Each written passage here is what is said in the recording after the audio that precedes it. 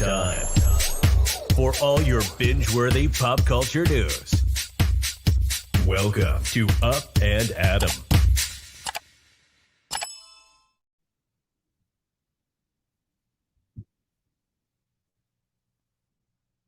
So guys, I'm going to bring up Kim to say hi to you guys. There's obviously another tab open. We have a lot to talk about.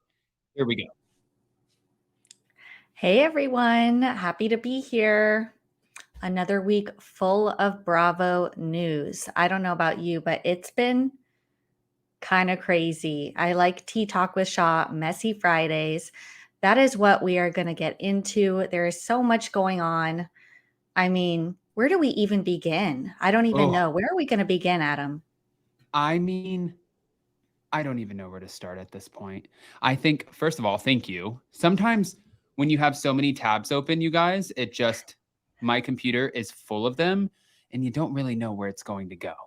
But we have a lot. By the way, hi everybody. Happy Friday. We have hot, messy topics. I'm still nursing the eye. So thank you guys, everybody, for reaching out. And also, I don't know, Kim. Let me just say really quick, we have Summer House, Captain Lee responding, Erika Jayne in the shade, Vanderpump Rules. We have Lisa Hochstein. We have, what? Actually, you know what? Hold on. I have 4 shots of espresso. I'm ready to get into this ish. Let's get into it because I don't know. Like I said, just when we think we're going to have a slow news week, we get hit with bombshell after bombshell. It doesn't stop, but I'm not mad at it, you know? And by the way, for everybody who's coming in, I have an interview premiering after this. My very first interview, Kim, this is actually really fun. I went to school with MTV's Teen Mom, Macy Bookout, and it was 11 years ago. And she was actually the reason I got my internship in Los Angeles. I did my very first interview with her, and she did it as a favor for me because we were in class together.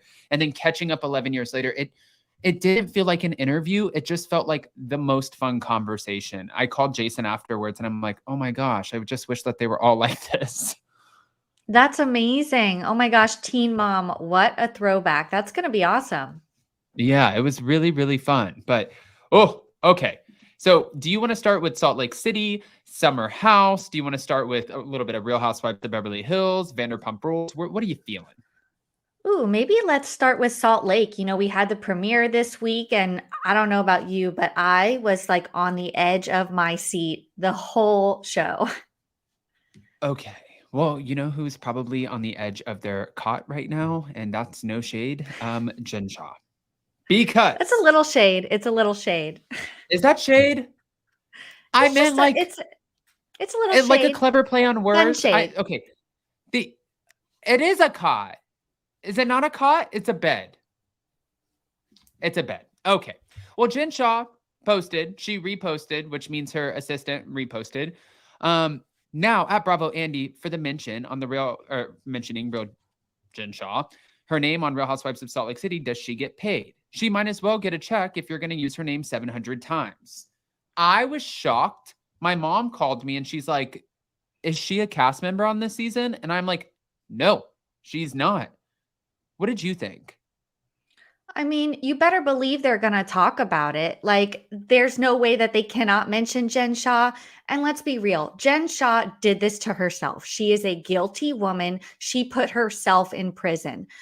These women are going to talk about her, especially the ones who were standing by her side the whole time.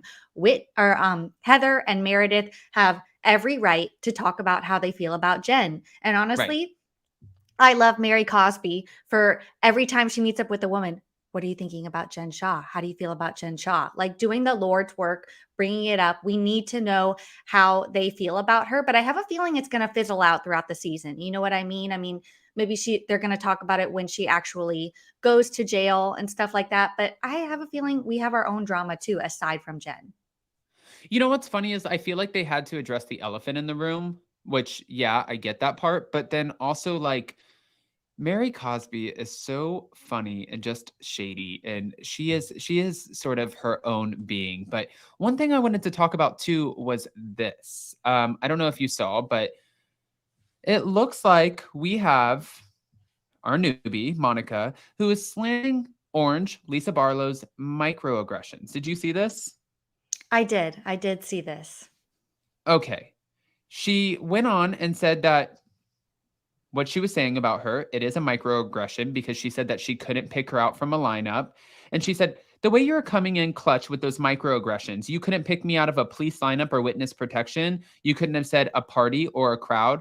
I see you. Also, the way you made the most uneducated statement of the episode with your fair-skinned, blonde-haired comment as if Latinas can't have lighter skin or have blonde hair, but yet you claim to be a cultured New Yorker.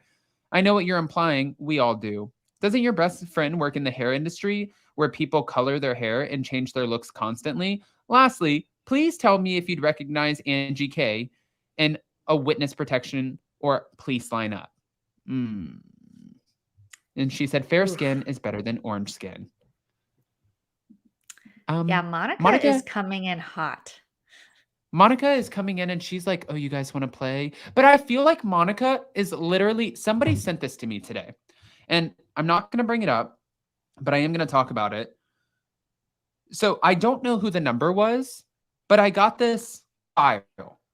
And obviously somebody wanted me to put this out there. But Monica was served a cease and desist. And they said, please review. Okay. It's dated March 5th, 2021. Cease and desist. Dear Miss Johnson, Miss Gonzalez, and Miss Fowler. And I was trying to figure out who this is. It was to Monica, and it said that the firm represents Sharif and Jennifer Shaw with respect to the matters that follow. It said, you are hereby on notice that the content you have posted and conspired to post regarding the Shaws has been illegally obtained, including the unlawfully acquired video and audio recordings, and that your dissemination of that content on Instagram and otherwise subjects you to liability under multiple federal and state laws. Obviously, it's a full cease and desist. So it keeps going. It's like 3 pages of it. A light bulb just went off for me. I mean, we know that Monica was Jen's former assistant, and we remember that video that was, leaked of Jen like yelling on the phone. Like, is that it? Is that what this is about? That has to be the video. That has to Remember be the with video. the assistant? It adds up. So was it her? I mean, if we may have to go back and look at the timeline, but it's kind of seeming like it because it seems like there's a video involved. There's content involved that they want her to stop leaking. And this might be around the time that, Jen was, kind of, things were starting to come out about Jen. Things were starting to, not look so good for her. So, wow, Adam, dropping this bombshell on us. I mean, I didn't know about it. Listen, I tried minding my own business and going to sleep, and then I get a random number. I still don't know who the number is. And I messaged the number back and I said, hi, who are you? Like, sorry, I don't have the number saved. And yeah, hi, who dis? And it wasn't a Salt Lake City number. It was, well, I'm not going to say where the number is from. It wasn't from Salt Lake City. And I was shocked, and I showed Jason, and Jason's like, what? And I was like, yeah, I have no idea. And I read through the actual document. It's a full document. It is not the subpoena that Kenya Moore served Marlow with no information or writing on it. It's a full document. So Monica, my theory here is Monica had the best teacher for Housewives. She saw that whether you hated Jen Shaw or you loved her, she was polarizing because every single episode was a moment. And it was exhausting, but sometimes exhausting in the best way because you needed it and it kept the stories going. And sometimes it was like, okay, we can't be this reactive every time. But no matter what, you were talking about her. And I think Monica saw that, and Monica's like, okay, I'm not going to be to this extent, but I'm going to be a producer's darling. So if you want me to come in and you guys want me to, rip apart Orange Hand Lisa Barlow? I got this. Hold my drink. You want me to go in after Mary Cosby in the church? Okay, maybe I'm a little bit more weary about that, but hold my drink. Like, you could tell she's ready. She's like, I know a lot. I'm kind of like an arsenal. And the minute that any of these ladies cross me, I'm going to eat their faces off. Exactly. I mean, I normally don't like a housewife that's coming off really thirsty in the beginning. It's like, girl, like, do a little bit less, come across more authentic. But honestly, Monica, her background, her connection with the cast, her connection with Jen Shah, that is authentic. And so she is bringing up these things that she heard from Jen, over the years. And that to me, I don't know. I think that's real. It sounds like she has something on Lisa Barlow. And it sounds like we see that play out throughout the season. And obviously they haven't resolved it as of now. So I don't know. The jury's still out on Monica, but so far I'm into it. I'm here for her.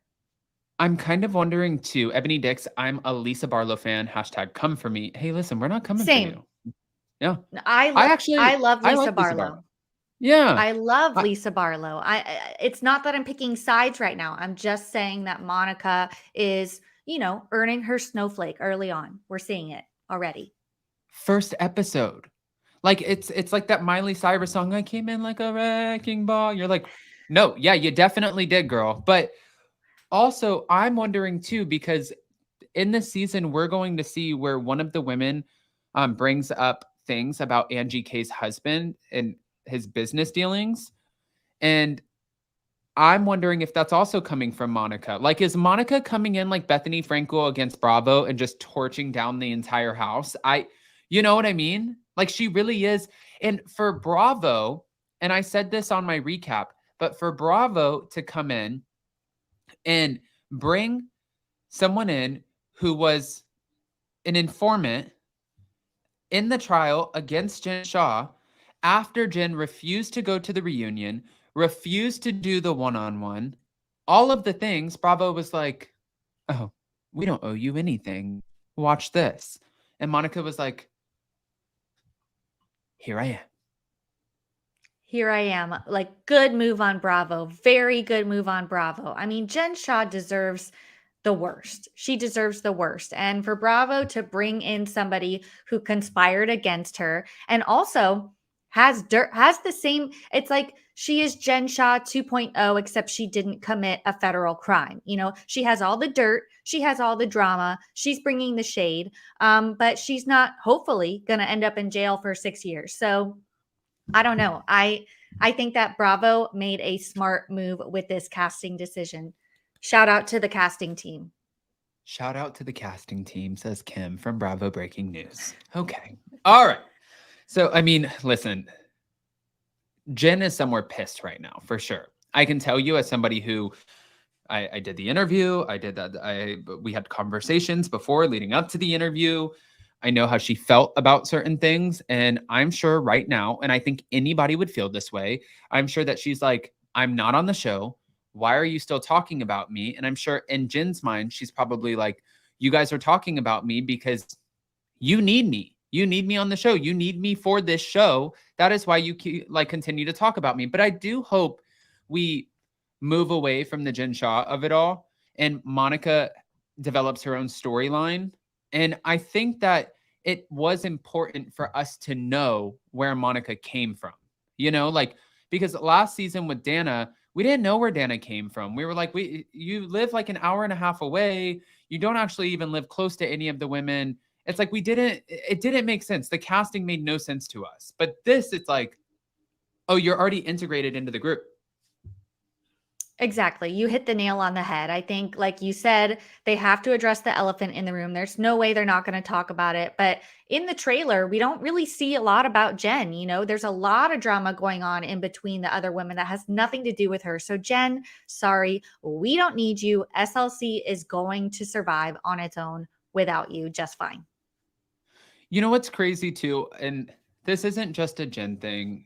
This is for every single franchise. There's always somebody who people think that the show will not go on without them. And the cast somehow comes together and they figure out a show. They figure out how the show is going to work. I'm curious to see how they keep the storylines moving for Real Housewives of Beverly Hills. But for Vanderpump Rules, from what I know so far, they've done a great job in keeping the storylines moving without Rachel. And I think that Rachel really thought, without me, you don't have a show. And Lisa Vanderpump said it best. She's like, that's funny because we had a successful show before her and we'll have a successful show after her. Now, we don't have the after yet, but we'll see. That's TBD. Exactly. Life goes on, the drama goes on. If you think you're like important enough to carry a whole show, that's probably a sign that you aren't. So I think we'll be just fine. All right. Well, I think we should go on to the next topic because this one, I just want to see what you think about this. I am so sorry, Erika. Here we go.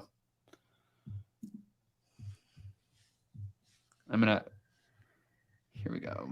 New legal problems after she and two of her assistants and current and former U.S. Secret Service agents and American Express, she has been sued, alleging that they tried to extort money from this designer. So according to court documents, Christine Visalia, who co-owns Hollywood costume firm Marco, alleges that that Erika and her estranged husband, Tom Girardi, weaponized the Secret Service to maliciously prosecute him in 2017 in order to acquire a nearly $800,000 refund from American Express. So he claims that Erika gave him and his store consent to charge her credit card for costumes he created, designed, and supplied for her show.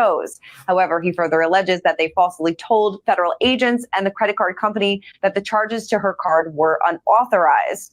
So he alleges that the Secret Service led a reckless investigation into Erika and her staff's claims and deliberately ignored facts that would help exonerate him. Okay, I want to stop it right there because a lot of people were talking about this, and I think it's fair to say that in this specific situation, like I don't think anybody would be surprised. I'm not saying Erika is guilty of anything, but I don't think anybody would be surprised after what we learned with the state bar and some of the really key political figures and figures who were running some of the biggest departments that Tom Girardi had pull over. I wouldn't be so shocked if this fashion designer was a victim to that. But I wanted to pick your brain on it.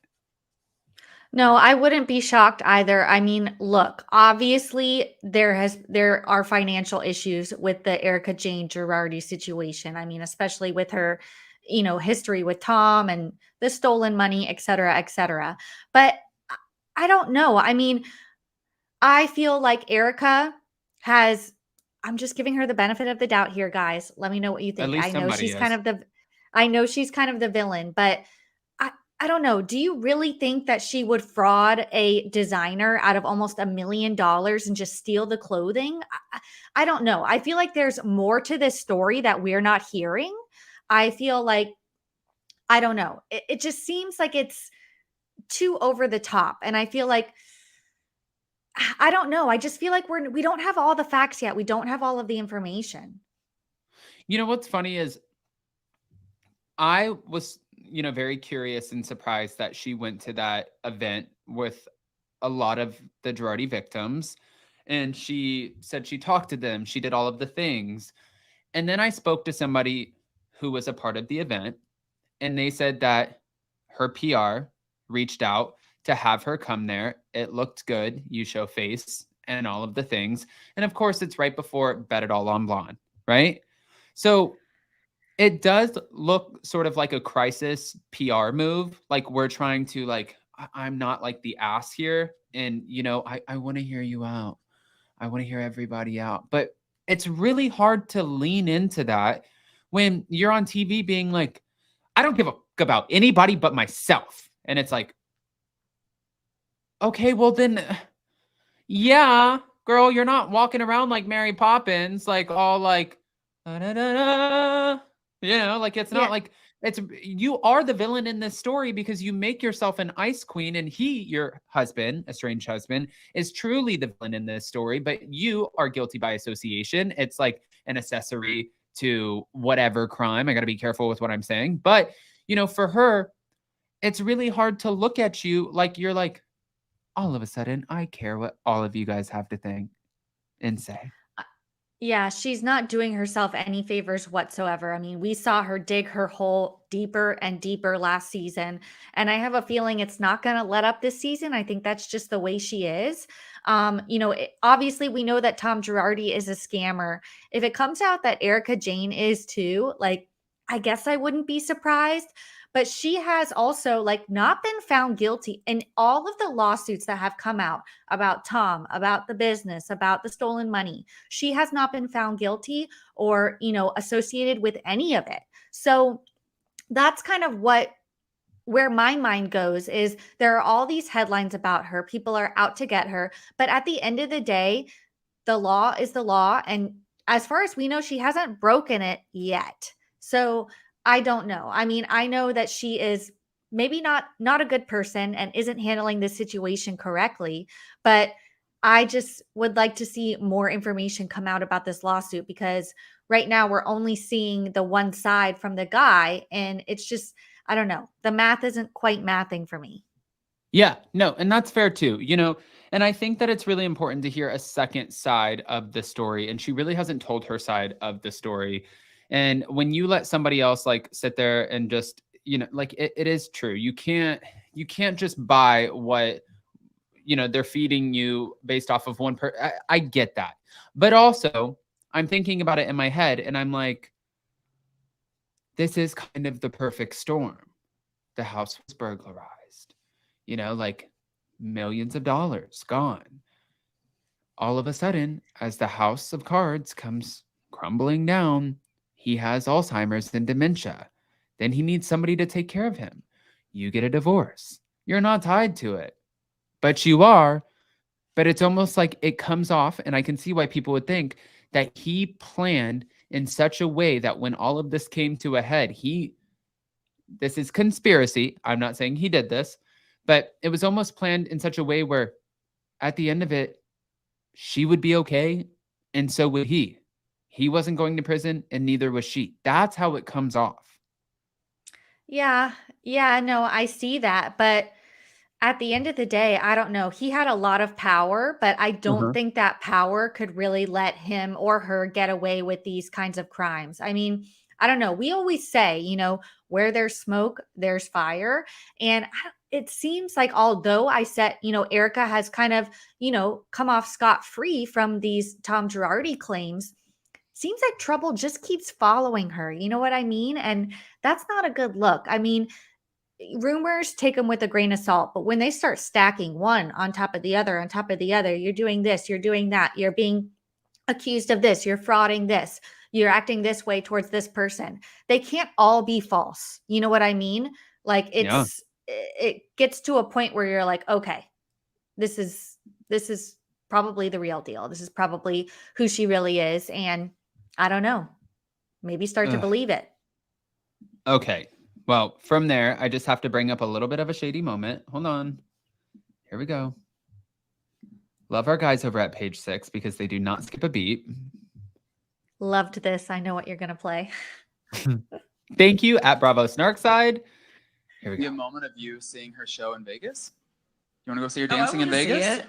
Should we go? I want to see it. I feel like she would really appreciate that. I'm very busy this fall. I'm busy. I don't listen to podcasts. Erika told Teddy and Tamra that Sutton was allegedly messy this season. That's because she had a lobotomy and she wasn't talking. Somebody had to talk. I don't know if you saw, but Erika Jayne's residency tickets were selling for $1. I thought there were $7. I thought there was $7. $1. Even if you were charged $1, would you see her residency? Would everyone like to go to the Erika Jayne concert? Because I think I can swing it. Okay. I actually have fallen in love with Sutton on the show. I think that she's messy as hell, but we need it. And it's so much more refreshing than like a Lisa Rinna. You know what I mean? Like Lisa was messy, but just sort of aggressively messy and trying to destroy people's lives and families. And she's like, does everybody want to go to Erika Jayne's concert? Ebony said, if Erika just admits that she is on Ozempic, then I'll forgive her for every... Okay, Ebony. Thank you for the super chat. What did you think about Sutton's shade? I also love Sutton. We can obviously tell that her and Erika are not on good terms. You know, they bonded over the Cristal and the Popeyes, but that ship seems to have sailed because Yes. she's coming after Erika. And I just have to shout out my boy Martinis with Eddie, who was the one that posted originally about Erika Jayne's tickets being $7, but now they're $1. Like, that's not good. That's not good. Obviously, you can tell she is not making any money from this, but I love Sutton's shade. I mean, yes, buy us all tickets to Bet It All on Blonde, Sutton. Like, let's go.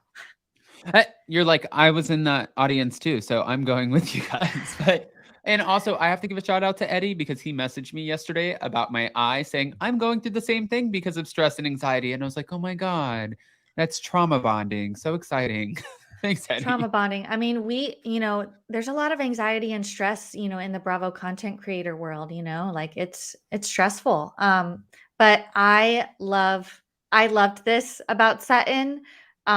I just think she comes across, it comes to her so naturally. It doesn't seem like she's trying hard. I think obviously we saw that she was really trying to have a real friendship with Erika last season. And now, I mean, I don't know. It seems like things are not going well, and she's not afraid to speak about it. So I'm here for it. Wait, so before we end up moving from Real Housewives to Beverly Hills, I did want to ask you about one more thing. What are your thoughts on Mauricio joining Dancing with the Stars? Good move, Dancing with the Stars. Good move. First, they have Ariana. For them, yeah. And now they have Mauricio. I don't know. What do you mean? You don't think it's a good move for Mauricio? No, of course it is. Because what says split like a revenge bod? And anybody who goes on Dancing with the Stars is definitely going to have a revenge body, And Kyle already looks amazing right now, as we've seen. Like, she looks incredible. So for him, if he's gonna come out of this like stacked with abs and like cut, and every time any of these contestants, any of them leave the show, they're just like it's great. Like, sign me up for Dancing with Not a Star, because I would love to be a part of this. I mean, I have 2 left feet and I'd probably trip over myself. I can barely walk or ride a bicycle, but I would be all about it.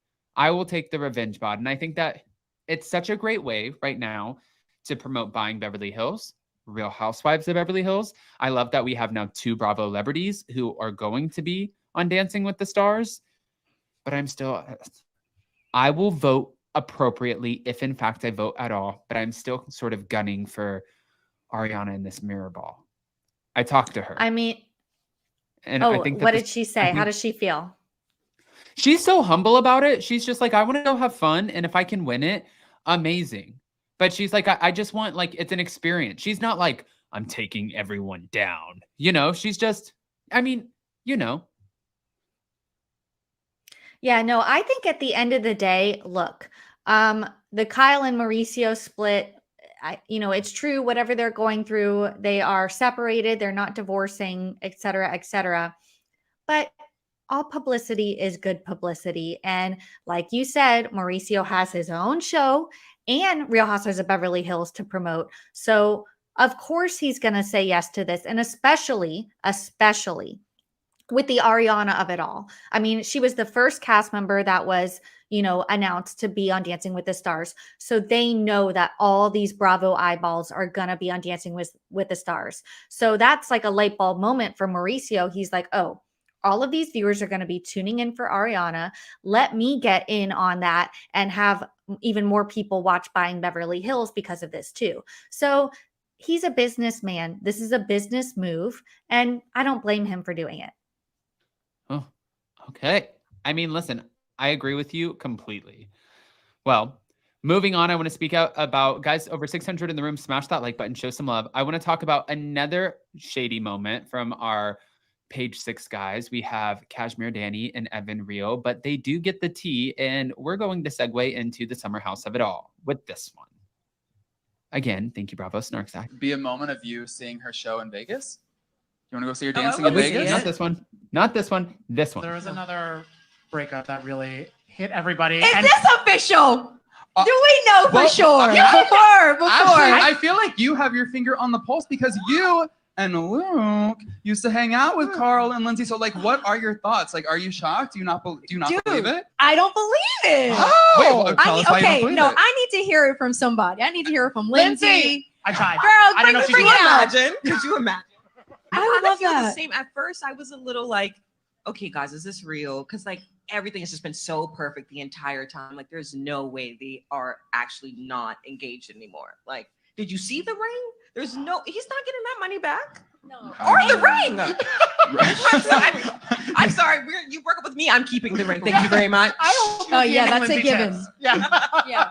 But they were so in love, and they were in love up until like last week or something, or 2 weeks ago. So something really paramount must have happened. Well, I think if it Lindsey did. was in love. Oh. I mean, that's what the people Okay, are saying. That's what the streets are I saying. What the talked to blogs Mr. are saying. 11 years over here. But having been around them, I witnessed firsthand just how smitten he was with her. It was Okay. real. So that's why I'm like, I gotta see some proof. Well, that Yeah. because Danielle is commenting saying like she's now Charlotte in the City movie, cursing the day Mr. Big was born and everything like that. Oh, she did say that, huh? Yeah, Oh, so wow. that feels Damn. kind of official, Is that right? verification? Yeah. I think that's Oh my God. verification. Okay. No, you know how it goes. Until they post on Instagram, it's not real. I'm sorry. Right. Vanita, I have to disagree with that one. It's very real. But I wanted to It's go and very ask real. you. It's very real, for sure. That's why I wanted to ask you about this, because the rumor is that there was another woman and that she had a pregnancy scare. Carl might have got himself into some trouble. And I want to hear what you, of course, that's total speculation. It's Dumois. It's out there. It's not been confirmed. And you don't wish this on your worst enemy, right? No, let's just But put a big allegedly in front of Yeah. this because Yeah. this is not confirmed. However, the breakup is very real. I will tell you that. The reasoning behind it is still a mystery. I don't know about this. I was DMing with a friend though yesterday, and I said, once a fuck boy, always a fuck boy. Carl was that guy at the beginning of Summer House. And, I don't know. We saw him change. He got sober. He really became a different person. And it was amazing to watch that transformation. But I don't know. Maybe things weren't, as good as they appeared on the surface between them. I did see something else. I think it was on Not Skinny But Not Fat's Instagram. She got a DM that said, Lindsey was basically berating Carl all summer long. We know that Lindsey has a temper. She can be activated, and that might be a lot for Carl to take on. So I don't know. Did he, kind of get tired of it? I don't know. What are your thoughts? I mean, listen, I think that if you're in a relationship with somebody who is verbally just up your behind the whole time and just that does get exhausting. I mean, could you deal with that? No, I couldn't. It would be a lot. I don't think it would drive me to cheat. But I think maybe I might have to break it off in order, because I wouldn't want to live that life. They are committing to be married for life. And I think Carl, but I'm also not blaming Lindsey. I don't want to blame Lindsey because it takes two to tango. And I have no idea what has gone on in their relationship. But I don't know. I agree with Ashley. This was very sudden. And I think something had to have happened. And whether it was a pregnancy scare with another woman that kind of set Carl off, could be. Was it, a major blow up fight? Could be. I don't know. But I think that it was very sudden. And I think that Lindsey truly did not see this coming. I think it was Carl's decision to be made. And I'm just saying, I don't think, I know that she was actually blindsided. Right. And, it's interesting too, because I don't know if people know this, but Captain Lee was supposed to be the officiant of this wedding. And he just found out last minute too. He had his tickets. He had everything ready to go for Mexico. And then boom, here we go. and it's no longer happening. He's not officiating the wedding. He doesn't have to go to Mexico. He gets to stay at home with his wife, chill out, but it had to have been something paramount. That's why when people are running with this story about this mistress, which I hate the word mistress, but when people are running with this story, I'm like, you don't go from fairy tale to the demise overnight without, you know what I mean? Like everybody gets into fights and arguments. I mean, I've been in my relationship for a decade. You have arguments, you have great times, you have bad times, but you work out those things. You find somebody in life that you can do that with. And they also are able to bond over the fact that their lives are very unconventional. They're on a TV show. They have people who know them. It's like they both know what it's like to put themselves out there for public scrutiny, all of the things. And then, of course, as you know, some people were speculating that this was a fame play, like a Scandival PR stunt. I know. And let's not forget that Lindsey worked in PR, Hub House PR. That was her career before Summer House. So she knows how these things work.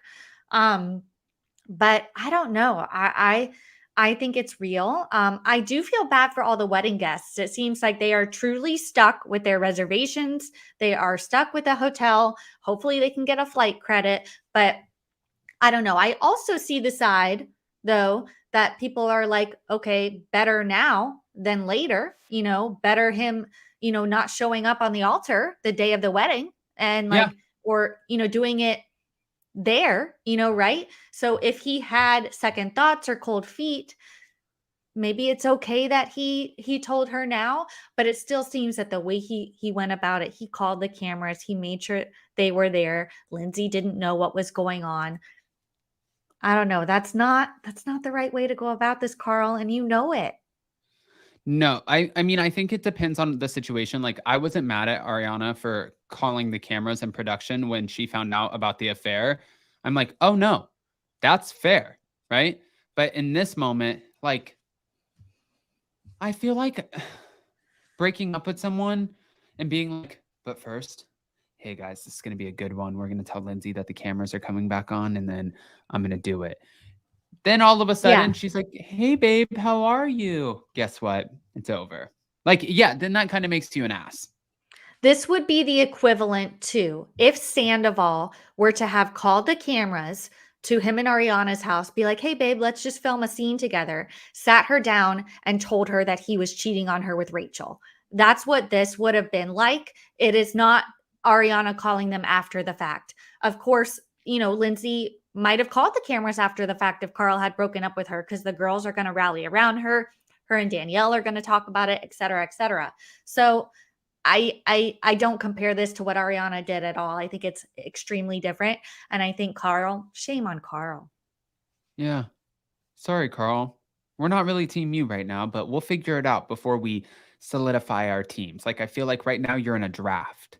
So before we choose where we're going with this, we're going to keep you in the draft. And then once the information comes out, because it will come out, that's when we'll make our decisions. The truth always comes out. Well, there's another thing that I wanted to share with you, because I don't know if you've seen this, but TMZ put this out here. So you know what's going on with Lisa and Lenny Hochstein, right? Yes, of course. So I just want to get your take on this. What are your thoughts about this divorce? Oh, I mean, it is messy, messy, messy, messy. I mean, they are coming for each other right and left. But honestly, I'm on team Lisa. I mean, Lenny is the one that, blew this whole marriage up. And these posts with his mistress, just make me want to throw up. They make me have a visceral reaction. And he is not letting up on Lisa. He, as much as he fucked her over, he has no shame in his game. He is just playing it off like he did nothing wrong. And I don't know. I mean, I'm firmly on team Lisa. See, this is another one of those moments where I really want to hear. I've heard her side. And of course, listening to her side, devastating. Like, anybody having just this whole situation is sad. right? But now I really want to hear, has anybody heard from Lenny? Just speaks through his attorneys in court, right? He doesn't actually do interviews. Oh no, I haven't heard an interview, just headlines. It seems like just in the press. And it's Yeah. always like a lawsuit issue or a legal thing against Lisa. Yeah, I'm curious, like what the other, like you, it's like I just want to hear all sides. And it's like, because right now, of course, you look at it and optics wise, you're like, oh, this looks so bad, you know? And this is like, you have her with a new man who was also one of his best friends. You have him with a new woman. You have the whole scenario playing out on national television. And you're like, what the hell is going on? And then you hear from her that she was blindsided. You hear in the headlines that this was something that was known about before the cameras were rolling. And then it's like, I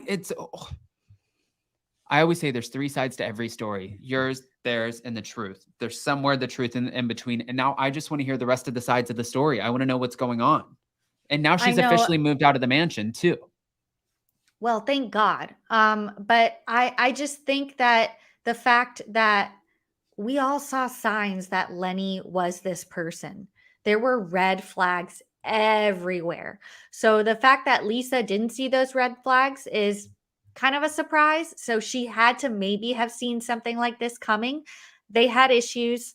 They, supposedly worked it out. But even when they do flashbacks on the show, like, she's all lovey-dovey and he's just like, barely shows emotion on his face at all. But it's just so messy. And I have a feeling I just don't like the mistress of it all. She is so young and she just comes in basically trying to steal Lisa Hochstein's life. And I think that was her end goal. And she made it happen. And I think Lenny will do whatever it takes to keep this woman around. And whatever she wants to say or do, Lenny will do. Interesting. Yeah, like, see, it's a tough one.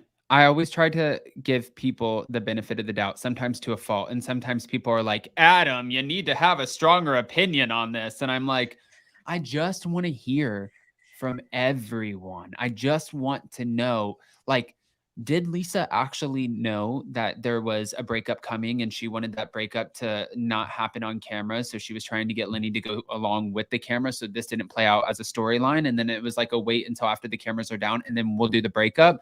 Like same thing with Shannon Bedore and John Jansen. John Jansen waited for the cameras to be down for this whole breakup situation. And then you're going through and you're living like this fake relationship because you don't want to embarrass somebody. Or did you was there an understanding? And then all of a sudden it was like, no, I'm going to make this like, like Lenny and I talked about this, but then, like I'm going to talk about it on camera so that it plays in my favor when it comes to whatever happens in court. And then I can, was it a cheating situation? Was it not a cheating situation? Did they know each other before? Did they not know each other before? Because Lisa says that she was cheated on. Lenny and Katerina Mazeppa say, no, that's not true. This is what happened. And I'm like, what in the fucking Bravo is going on? I just need the Real Housewives of Miami trailer yesterday.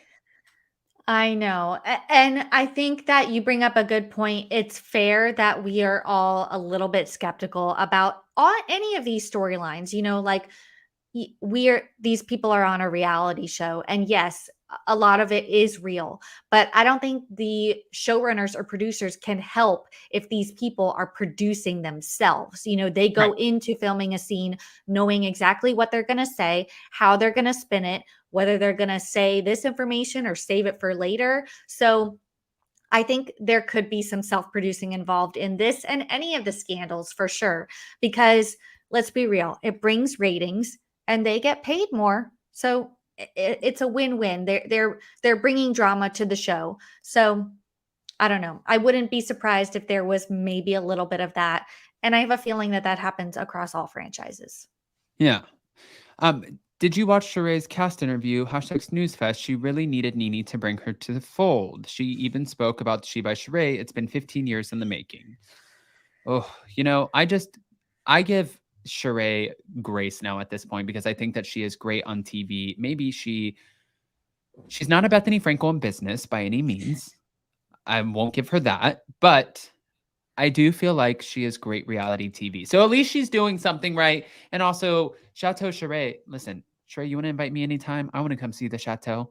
I want to see the basement, finished, unfinished, whatever you got. I want to see it. So I'm okay with that. But getting back to this specific situation, yes, I'm just excited to see the show. Do you think that this season is going to heavily focus? Like, you know how we started Real Housewives of Salt Lake City and it was Jen.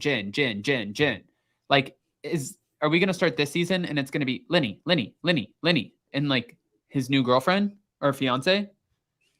I think so too, but I think that the cast of Miami each kind of is bringing, a different storyline. I am definitely interested to see the Lenny and Lisa storyline for sure, but I think, Larsa and Marcus Jordan, I think that's going to be a whole thing. The ladies are going to talk about that.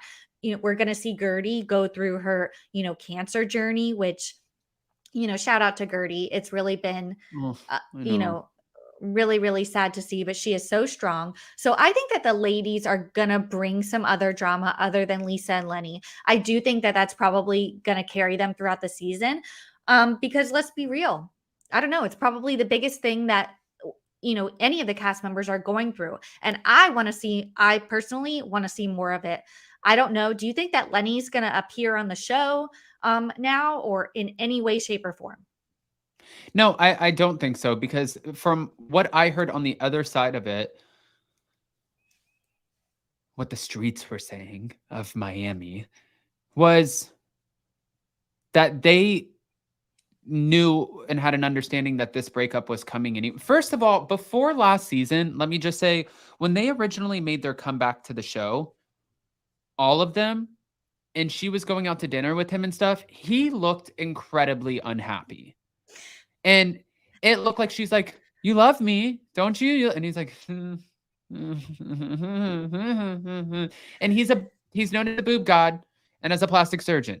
Definitely not an actor. He doesn't have the Heather Dubrow IMDb. Okay. So I think that there was an understanding before. And I think that you think you're going to go in and have this understanding and that it's going to play out a certain way, but you don't get to pre-produce anything, especially when it comes to Bravo. You are not in the editing room. You don't get to call the shots. And I think that it was painted because they know if Lenny and Lisa are no longer together, then of course everything is going to favor Lisa. That makes sense. That is their talent. They are going to protect their talent. And for the Lenny of it, I don't think that I bet you anything, he will never talk about this. I don't think that he will. I think he'll move on with his life. He has his business. I think that I think that they'll go back and forth with shady Instagram posts or tweets or whatever. Like when she was like, "Congratulations to my still current husband and his mistress on getting engaged." And you're like, what? And then I see where other people are like, "I hate that woman." And then I see other people who are like, "Get over it, girl. You're now with one of his ex-best friends. So you're fine too." And then I'm like, this is why I just want the show back. And like you said too, before it seemed like Alexia was the storyline. I had the ex-husband. He ended up passing away. He had a gay lover, cocaine cowboys. Then I have this, like my son who's getting into trouble. But then of course, her other son that we all, like Frankie, that we all fell in love with. And, it's like, she just really, it seemed like a lot of the attention was on her. And then now you have Julia Lemagova and her story with Martina and coming out on top, which is so amazing because you would not wish that on anyone. And then you have Gertie going through what she's going through. And I met Gertie at BravoCon. Actually, her booth was right next to a booth that Jason was helping out with. And she's just like a light.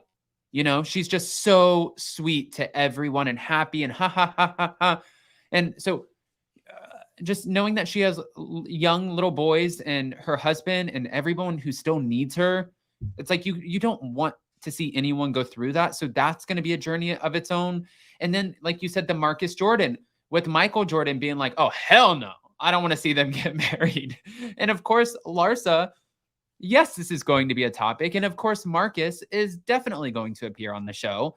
And I'm sure Michael Jordan is not happy about the fact that his son, Marcus, is on The Real Housewives of Miami with a woman who is much older than him that he used to play in the NBA with her ex-husband. Like it just, the dynamics. And then Dr. Nicole, are we getting married? Are we not getting married? Is there going to be like a situation? And are you bringing back the dad who's going to have like a couple too many cockies on the show? And then he's going to be like, what's your problem? I'm just drunk. Get over yourself. And she's like, I'm too good for you now. Like, I just want it all. I want all of it. And then cue the goats. Wherever the goat is, running around with the diaper, I want that too. Adam, you have me so fired up about Miami. I literally cannot wait. Are we going to see that this year, you think? Or is it going to be early next year? I have a feeling that they're going to drop the trailers. This is just a guess. Again, guys, I don't know.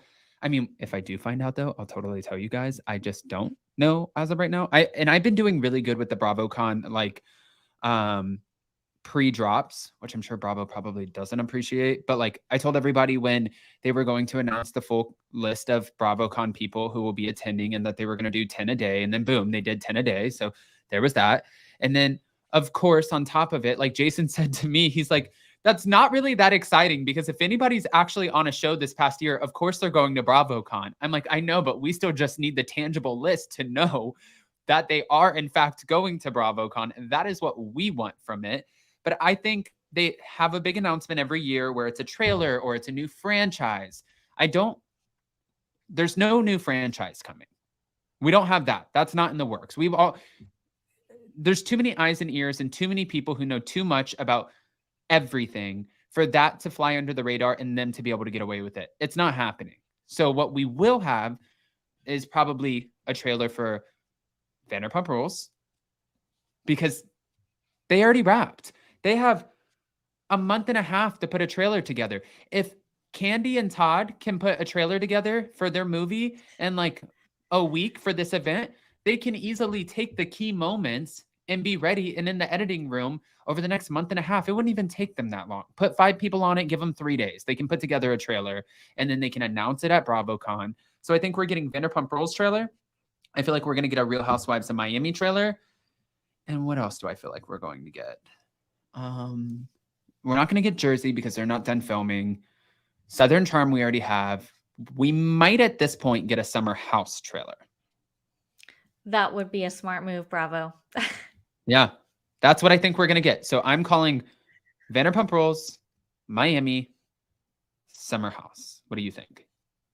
Oh, yeah, I agree. I need that Vanderpump Rules trailer like yesterday. So we better get that. And I'm going to be front row filming it on my phone, ready to post it for you guys. I mean, last year I was in the room when they released the Ultimate Girls Trip 3 trailer, and I was just blown away. It was just amazing. So I don't know. Real Housewives of Potomac stopped filming, right? I don't know. Give us the tea, Adam. No, they're done. They're done. So maybe we'll get a Potomac trailer.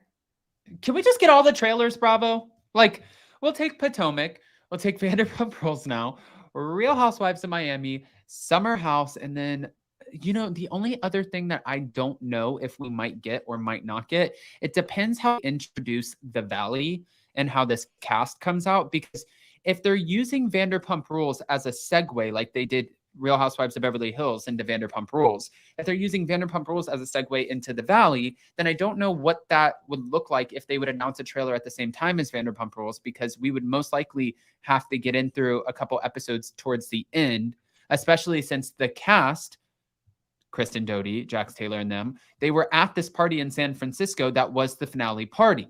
But then it would be so weird for us as viewers to know that would be the initial first episode of the Valley when they've been filming the Valley for so long already. So it would be like we're kind of going ass backwards unless they played that as the segue and then said 5 months prior. And, like you see all the drama and then you just 5 months before. And that's how we led into it. I don't know. Right. And And I do know that the spinoff is still filming. They're still currently filming. They were spotted at the Hollywood Roosevelt the other day.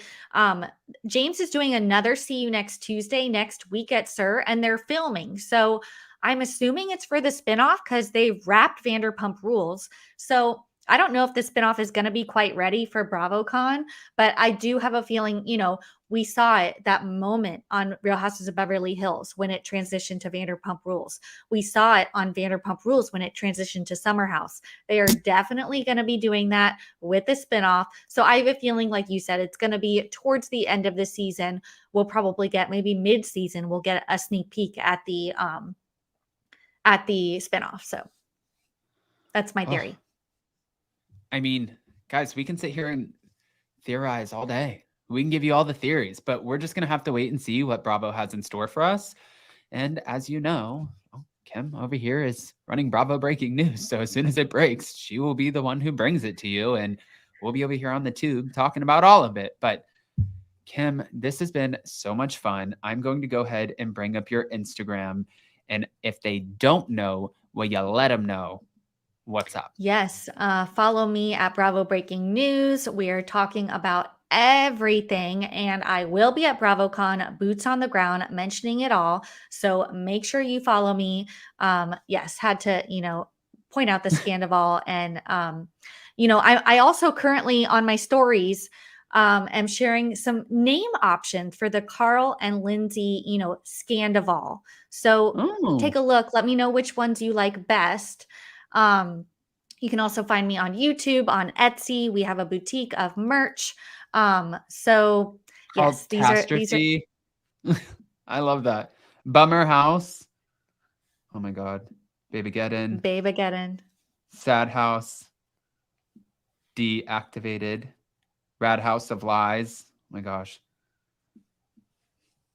Liar Boy. Bad Key. Wow, Bethany. Wow. Okay, sorry. Etsy just some options. So yeah, find me everywhere. And yeah, just enjoy the news as it breaks, because we will be here to mention it all. All right, guys. Well, as you know, right after this too, I'm going to go ahead and share another tab. We have this coming on, and they've already started the countdown for my interview with Macy Bookout. So much fun. You guys don't want to miss it. Macy Bookout from Teen Mom. This is 11 years later. We're going to go ahead and jump off of here and then meet you guys in that live chat. The link for that is pinned in this live chat. And I didn't even know the countdown started already. So we'll see you guys over there. Thank you to everyone in the live chat. Thank you for everyone just being so supportive and dealing with the eye of it all. And also thank you for smashing the like button and showing some love. Go over and check out Kim. Just follow, like, it's free and it helps. And that's all we're here for, just to keep bringing you the content. Happy weekend. Yes. Bye, everyone. Thanks.